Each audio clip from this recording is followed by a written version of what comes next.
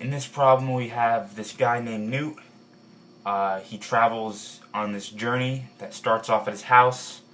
He goes from his house to point B, where he realizes he forgot to do something. He has to go to the post office, so he goes from A to B, B to C, and then C to D.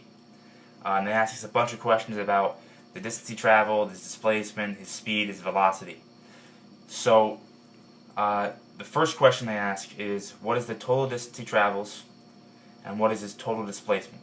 So, as we talked about in class, distance and displacement are different things.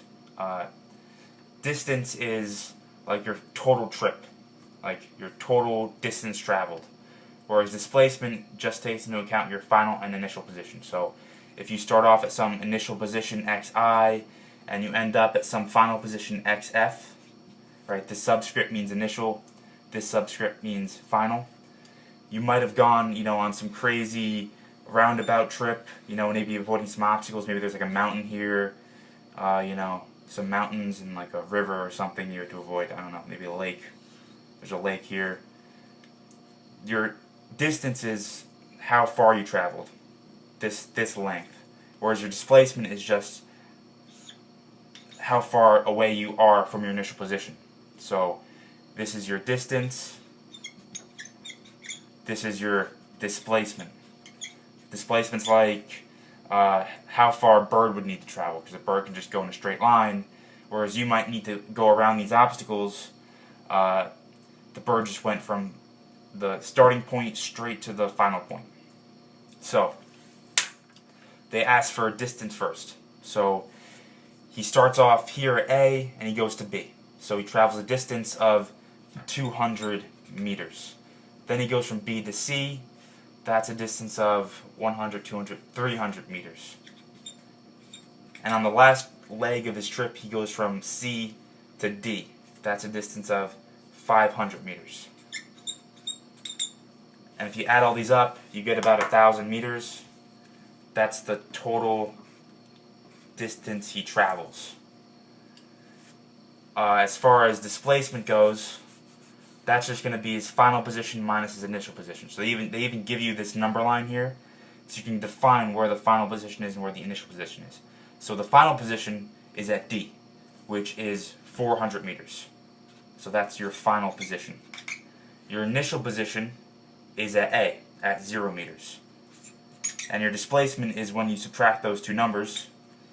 Remember, order matters, direction matters, so you want to do final position minus initial position, and that gives you 400 meters. That would be his total displacement.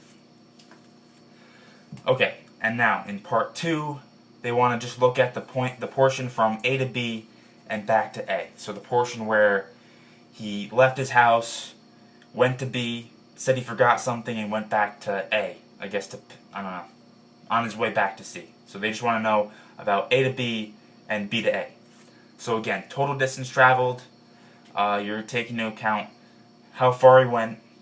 So he first goes 200 meters from A to B, and then he goes another 200 meters from B to A. You add those two together, you get 400 meters for your total distance traveled. Now displacement, again, is final position minus initial position. So his final position, in this case, in this trip, is A, which is 0 meters. His initial position is A, 0 meters. You subtract these two numbers, you get 0 meters. So his displacement is nothing, because he wound up where he started again, because he went from A to B, then back to A. It's just this beginning portion right here we're talking about. In 3, they want to know the distance traveled just from B back to C. They want to know the distance I travel when I'm going just from B to C. So that distance is going to be 100, 200, 300.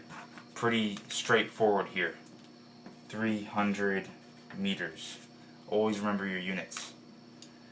In the next part, they want to know the displacement for B to C. Displacement, again, is final position minus initial position. Our final position in this case is negative 100 meters. The negative sign matters very much. It shows us that we're on the left side of this origin, minus our starting point, which is 200 meters. We subtract those, we get negative 300 meters. And you might ask, can I just put 300 meters? No, with displacement, our direction matters. There's a difference between going a positive displacement in this direction. So this would be 300 meters, negative 100 to 200. What we have is a negative displacement. We're going in this direction from positive 200 to negative 100. So your negative sign matters a great deal. That tells you what direction your displacement is in, because with displacement, direction matters. In 4, they want the average speed for the entire trip.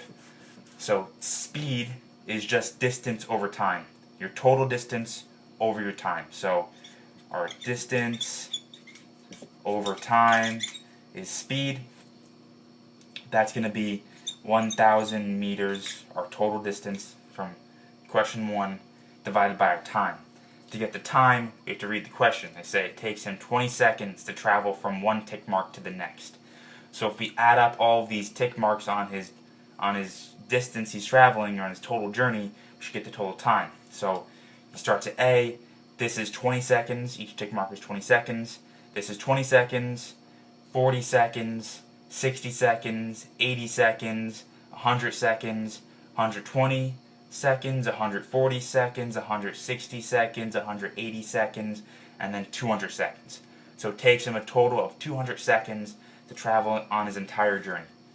200 seconds. We divide these two things, we get 5 meters per second as our average speed. You could also find that by just looking at the question again. If it says the tick marks are 100 meters apart and it takes him 20 seconds to travel from one tick mark to the next, you can just divide 100 meters by 20 seconds to get 5 meters per second for his speed. Velocity, now you're dividing the displacement by time. So velocity is displacement over time. In this case, our displacement is 400 meters, our total displacement. And our time is 20 seconds, sorry, 200 seconds, not 20 seconds. We divide those, we get 2 meters per second as our average velocity for this trip. Your average speed for A to B and B to A. So speed again is distance over time. And we already figured out what the distance was in question 2. We figured out the distance was 400 meters. So we just need to find out what the time is from A to B and B to A.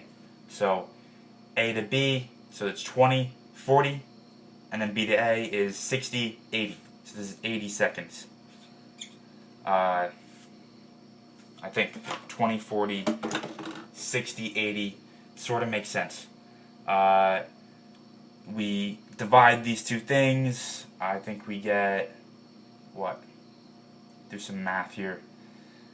Cancel that out. 40 over 8, that's 5 meters per second. So our average speed for question 5 is again 5 meters per second. So it didn't really change. He's traveling at the same speed his entire trip. He's traveling at a constant speed. Average velocity, we need to divide displacement by time. Our displacement is 0. 0 meters. Our time is 80 seconds again. So our displacement is 0 meters divided by 80 seconds. That's 0 meters per second. It's 0 because we didn't really go anywhere. Our displacement is 0. Average speed, B back to C. So again, it's distance over time. Our distance from B back to C was 300 meters. If we look at the answer to part 3, our time is 20, 40, 60. 60 seconds, because there's 3 of these spaces between our ticks. So that's 60 seconds. Do some division. 30 over 6 is 5 meters per second again. I think you're seeing a trend that our speed is always 5 meters per second in this problem. Okay? Average velocity for B back to C.